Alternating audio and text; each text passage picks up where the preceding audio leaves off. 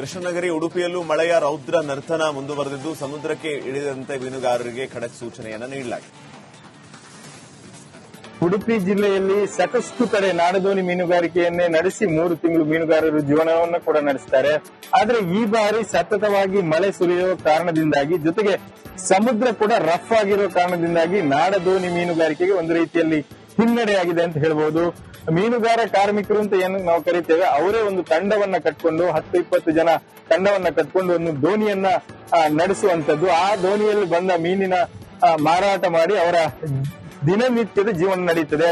ಆದ್ರೆ ಈ ಬಾರಿ ಸಾಕಷ್ಟು ಮಳೆ ಇರೋ ಕಾರಣದಿಂದಾಗಿ ನಾಡದೋಣಿ ಮೀನುಗಾರಿಕೆಗೆ ಸಾಕಷ್ಟು ಹಿನ್ನಡೆ ಆಗಿರುವಂತದ್ದು. ಯಾಕಂದ್ರೆ ಮೀನುಗಾರರಿಗೆ ಒಂದು ಕಡೆ ಸಮುದ್ರ ಪ್ರಕ್ಷುಬ್ಧಗೊಂಡಿರೋ ಕಾರಣ ಪ್ರಕೃತಿಯ ಮುನಿಸಿನಿಂದ ನಾಡದೋಣಿ ಮೀನುಗಾರಿಕೆಗೂ ಸಾಧ್ಯ ಆಗುದಿಲ್ಲ. ಸುಮಾರು ಒಂದು 8 ನಾಟಿಕಲ್ ಮೈಲ್ ದೂರದವರೆಗೆ ನಾಡದೋಣಿ ಮೀನುಗಾರಿಕೆಯನ್ನ ಮಾಡ್ತಾರೆ. ಆದ್ರೆ ಸಾಕಷ್ಟು ಜನ ತಾಜಾ ಮೀನನ್ನು ಬಯಸ್ತಾರೆ, ತಾಜಾ ಮೀನು ಸಿಗಬೇಕು ಅಂತ ಬಯಸ್ತಾರೆ. ಆದ್ರೆ ಸದ್ಯಕ್ಕೆ ತಾಜಾ ಮೀನು ಕೂಡ ಮಾರುಕಟ್ಟೆಯಲ್ಲಿ ಸಿಗದಂತಹ ಪರಿಸ್ಥಿತಿ ನಿರ್ಮಾಣ ಆಗಿರುವಂತದ್ದು. ಹರೀಶ್ ಪಾಲೆಚ್ಚಾರ್, ರಿಪಬ್ಲಿಕ್ ಕನ್ನಡ, ಉಡುಪಿ. ಕೃಷ್ಣನಗರಿ ಉಡುಪಿಯಲ್ಲೂ ಮಳೆಯ ರೌದ್ರ ನರ್ತನ ಮುಂದುವರೆದಿದ್ದು ಸಮುದ್ರಕ್ಕೆ ಇಳಿದಂತೆ ಮೀನುಗಾರರಿಗೆ ಖಡಕ್ ಸೂಚನೆಯನ್ನು ನೀಡಲಾಗಿದೆ. ಉಡುಪಿ ಜಿಲ್ಲೆಯಲ್ಲಿ ಸಾಕಷ್ಟು ಕಡೆ ನಾಡದೋಣಿ ಮೀನುಗಾರಿಕೆಯನ್ನೇ ನಡೆಸಿ 3 ತಿಂಗಳು ಮೀನುಗಾರರು ಜೀವನವನ್ನು ಕೂಡ ನಡೆಸುತ್ತಾರೆ. ಆದ್ರೆ ಈ ಬಾರಿ ಸತತವಾಗಿ ಮಳೆ ಸುರಿಯುವ ಕಾರಣದಿಂದಾಗಿ ಜೊತೆಗೆ ಸಮುದ್ರ ಕೂಡ ರಫ್ ಆಗಿರೋ ಕಾರಣದಿಂದಾಗಿ ನಾಡದೋಣಿ ಮೀನುಗಾರಿಕೆಗೆ ಒಂದು ರೀತಿಯಲ್ಲಿ ಹಿನ್ನಡೆಯಾಗಿದೆ ಅಂತ ಹೇಳ್ಬಹುದು. ಮೀನುಗಾರ ಕಾರ್ಮಿಕರು ಅಂತ ಏನು ನಾವು ಕರಿತೇವೆ ಅವರೇ ಒಂದು ತಂಡವನ್ನ ಕಟ್ಕೊಂಡು 10-20 ಜನ ತಂಡವನ್ನ ಕಟ್ಕೊಂಡು ಒಂದು ದೋಣಿಯನ್ನ ನಡೆಸುವಂತದ್ದು. ಆ ದೋಣಿಯಲ್ಲಿ ಬಂದ ಮೀನಿನ ಮಾರಾಟ ಮಾಡಿ ಅವರ ದಿನನಿತ್ಯದ ಜೀವನ ನಡೀತದೆ.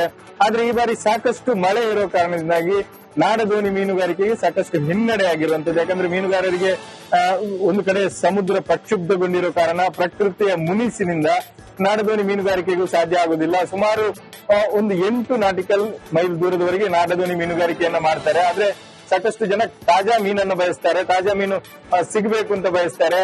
ಆದ್ರೆ ಸದ್ಯಕ್ಕೆ ತಾಜಾ ಮೀನು ಕೂಡ ಮಾರುಕಟ್ಟೆಯಲ್ಲಿ ಸಿಗದಂತಹ ಪರಿಸ್ಥಿತಿ ನಿರ್ಮಾಣ ಆಗಿರುವಂತದ್ದು.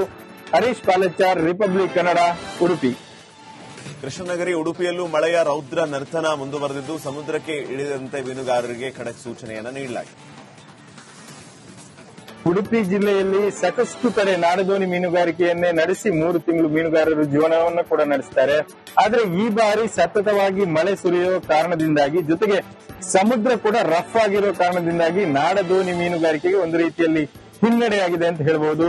ಮೀನುಗಾರ ಕಾರ್ಮಿಕರು ಅಂತ ಏನು ನಾವು ಕರಿತೇವೆ ಅವರೇ ಒಂದು ತಂಡವನ್ನ ಕಟ್ಕೊಂಡು 10-20 ಜನ ತಂಡವನ್ನ ಕಟ್ಕೊಂಡು ಒಂದು ದೋಣಿಯನ್ನ ನಡೆಸುವಂತದ್ದು. ಆ ದೋಣಿಯಲ್ಲಿ ಬಂದ ಮೀನಿನ ಮಾರಾಟ ಮಾಡಿ ಅವರ ದಿನನಿತ್ಯದ ಜೀವನ ನಡೀತದೆ. ಆದ್ರೆ ಈ ಬಾರಿ ಸಾಕಷ್ಟು ಮಳೆ ಇರೋ ಕಾರಣದಿಂದಾಗಿ ನಾಡದೋಣಿ ಮೀನುಗಾರಿಕೆಗೆ ಸಾಕಷ್ಟು ಹಿನ್ನಡೆ ಆಗಿರುವಂತದ್ದು. ಯಾಕಂದ್ರೆ ಮೀನುಗಾರರಿಗೆ ಒಂದು ಕಡೆ ಸಮುದ್ರ ಪ್ರಕ್ಷುಬ್ಧಗೊಂಡಿರೋ ಕಾರಣ ಪ್ರಕೃತಿಯ ಮುನಿಸಿನಿಂದ ನಾಡದೋಣಿ ಮೀನುಗಾರಿಕೆಗೂ ಸಾಧ್ಯ ಆಗುದಿಲ್ಲ. ಸುಮಾರು ಒಂದು 8 ನಾಟಿಕಲ್ ಮೈಲ್ ದೂರದವರೆಗೆ ನಾಡದೋಣಿ ಮೀನುಗಾರಿಕೆಯನ್ನ ಮಾಡ್ತಾರೆ. ಆದ್ರೆ ಸಾಕಷ್ಟು ಜನ ತಾಜಾ ಮೀನನ್ನು ಬಯಸ್ತಾರೆ, ತಾಜಾ ಮೀನು ಸಿಗಬೇಕು ಅಂತ ಬಯಸ್ತಾರೆ. ಆದ್ರೆ ಸದ್ಯಕ್ಕೆ ತಾಜಾ ಮೀನು ಕೂಡ ಮಾರುಕಟ್ಟೆಯಲ್ಲಿ ಸಿಗದಂತಹ ಪರಿಸ್ಥಿತಿ ನಿರ್ಮಾಣ ಆಗಿರುವಂತದ್ದು. ಹರೀಶ್ ಪಾಲೆಚ್ಚಾರ್, ರಿಪಬ್ಲಿಕ್ ಕನ್ನಡ, ಉಡುಪಿ. ಕೃಷ್ಣನಗರಿ ಉಡುಪಿಯಲ್ಲೂ ಮಳೆಯ ರೌದ್ರ ನರ್ತನ ಮುಂದುವರೆದಿದ್ದು ಸಮುದ್ರಕ್ಕೆ ಇಳಿದಂತೆ ಮೀನುಗಾರರಿಗೆ ಖಡಕ್ ಸೂಚನೆಯನ್ನು ನೀಡಲಾಗಿದೆ.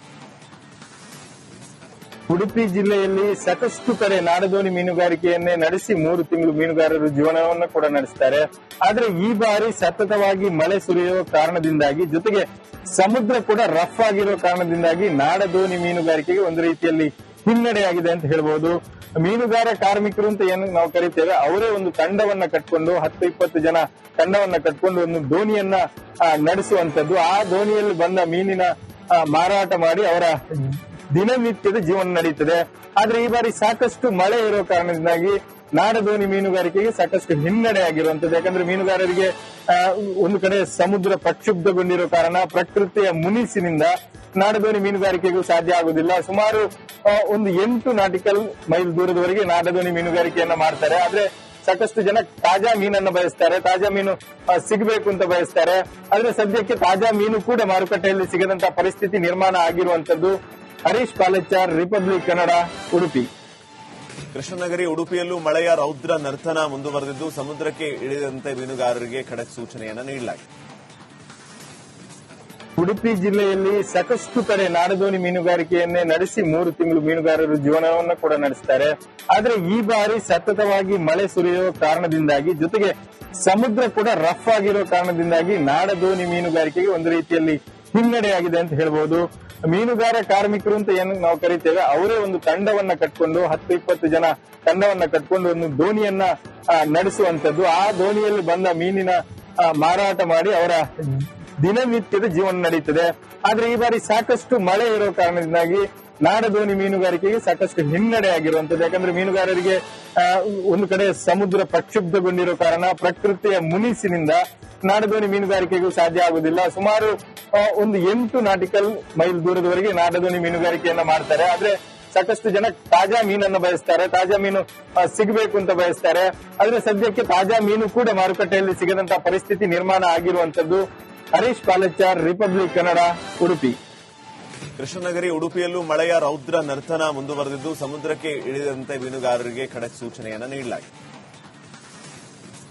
ಉಡುಪಿ ಜಿಲ್ಲೆಯಲ್ಲಿ ಸಾಕಷ್ಟು ಕಡೆ ನಾಡದೋಣಿ ಮೀನುಗಾರಿಕೆಯನ್ನೇ ನಡೆಸಿ 3 ತಿಂಗಳು ಮೀನುಗಾರರು ಜೀವನವನ್ನು ಕೂಡ ನಡೆಸ್ತಾರೆ.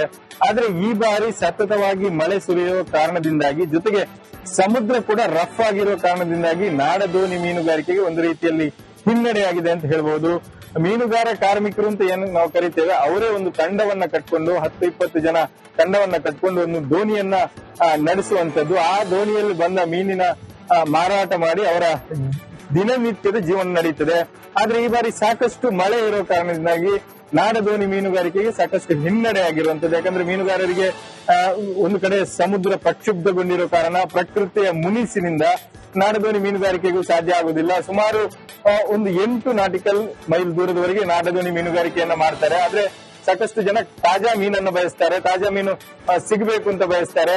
ಆದ್ರೆ ಸದ್ಯಕ್ಕೆ ತಾಜಾ ಮೀನು ಕೂಡ ಮಾರುಕಟ್ಟೆಯಲ್ಲಿ ಸಿಗದಂತಹ ಪರಿಸ್ಥಿತಿ ನಿರ್ಮಾಣ ಆಗಿರುವಂತದ್ದು. ಹರೀಶ್ ಪಾಲಚಾರ್, ರಿಪಬ್ಲಿಕ್ ಕನ್ನಡ, ಉಡುಪಿ.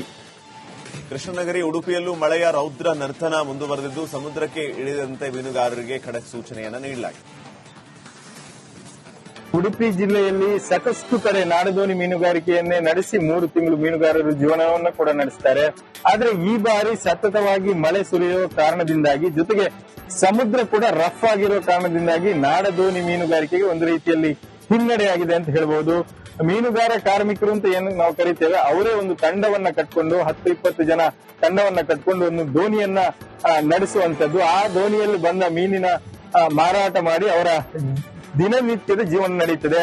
ಆದ್ರೆ ಈ ಬಾರಿ ಸಾಕಷ್ಟು ಮಳೆ ಇರೋ ಕಾರಣದಿಂದಾಗಿ ನಾಡದೋಣಿ ಮೀನುಗಾರಿಕೆಗೆ ಸಾಕಷ್ಟು ಹಿನ್ನಡೆ ಆಗಿರುವಂತದ್ದು. ಯಾಕಂದ್ರೆ ಮೀನುಗಾರರಿಗೆ ಒಂದು ಕಡೆ ಸಮುದ್ರ ಪ್ರಕ್ಷುಬ್ಧಗೊಂಡಿರೋ ಕಾರಣ ಪ್ರಕೃತಿಯ ಮುನಿಸಿನಿಂದ ನಾಡದೋಣಿ ಮೀನುಗಾರಿಕೆಗೂ ಸಾಧ್ಯ ಆಗುದಿಲ್ಲ. ಸುಮಾರು ಒಂದು 8 ನಾಟಿಕಲ್ ಮೈಲ್ ದೂರದವರೆಗೆ ನಾಡದೋಣಿ ಮೀನುಗಾರಿಕೆಯನ್ನ ಮಾಡ್ತಾರೆ. ಆದ್ರೆ ಸಾಕಷ್ಟು ಜನ ತಾಜಾ ಮೀನನ್ನು ಬಯಸ್ತಾರೆ, ತಾಜಾ ಮೀನು ಸಿಗಬೇಕು ಅಂತ ಬಯಸ್ತಾರೆ. ಆದ್ರೆ ಸದ್ಯಕ್ಕೆ ತಾಜಾ ಮೀನು ಕೂಡ ಮಾರುಕಟ್ಟೆಯಲ್ಲಿ ಸಿಗದಂತಹ ಪರಿಸ್ಥಿತಿ ನಿರ್ಮಾಣ ಆಗಿರುವಂತದ್ದು. ಹರೀಶ್ ಪಾಲಚಾರ್, ರಿಪಬ್ಲಿಕ್ ಕನ್ನಡ, ಉಡುಪಿ. ಕೃಷ್ಣನಗರಿ ಉಡುಪಿಯಲ್ಲೂ ಮಳೆಯ ರೌದ್ರ ನರ್ತನ ಮುಂದುವರೆದಿದ್ದು ಸಮುದ್ರಕ್ಕೆ ಇಳಿದಂತೆ ಮೀನುಗಾರರಿಗೆ ಖಡಕ್ ಸೂಚನೆಯನ್ನ ನೀಡಲಾಗಿದೆ. ಉಡುಪಿ ಜಿಲ್ಲೆಯಲ್ಲಿ ಸಾಕಷ್ಟು ಕಡೆ ನಾಡದೋಣಿ ಮೀನುಗಾರಿಕೆಯನ್ನೇ ನಡೆಸಿ 3 ತಿಂಗಳು ಮೀನುಗಾರರು ಜೀವನವನ್ನು ಕೂಡ ನಡೆಸ್ತಾರೆ. ಆದ್ರೆ ಈ ಬಾರಿ ಸತತವಾಗಿ ಮಳೆ ಸುರಿಯುವ ಕಾರಣದಿಂದಾಗಿ ಜೊತೆಗೆ ಸಮುದ್ರ ಕೂಡ ರಫ್ ಆಗಿರೋ ಕಾರಣದಿಂದಾಗಿ ನಾಡದೋಣಿ ಮೀನುಗಾರಿಕೆಗೆ ಒಂದು ರೀತಿಯಲ್ಲಿ ಹಿನ್ನಡೆಯಾಗಿದೆ ಅಂತ ಹೇಳ್ಬೋದು. ಮೀನುಗಾರ ಕಾರ್ಮಿಕರು ಅಂತ ಏನು ನಾವು ಕರಿತೇವೆ ಅವರೇ ಒಂದು ತಂಡವನ್ನ ಕಟ್ಕೊಂಡು 10-20 ಜನ ತಂಡವನ್ನ ಕಟ್ಕೊಂಡು ಒಂದು ದೋಣಿಯನ್ನ ನಡೆಸುವಂತದ್ದು. ಆ ದೋಣಿಯಲ್ಲಿ ಬಂದ ಮೀನಿನ ಮಾರಾಟ ಮಾಡಿ ಅವರ ದಿನನಿತ್ಯದ ಜೀವನ ನಡೀತದೆ.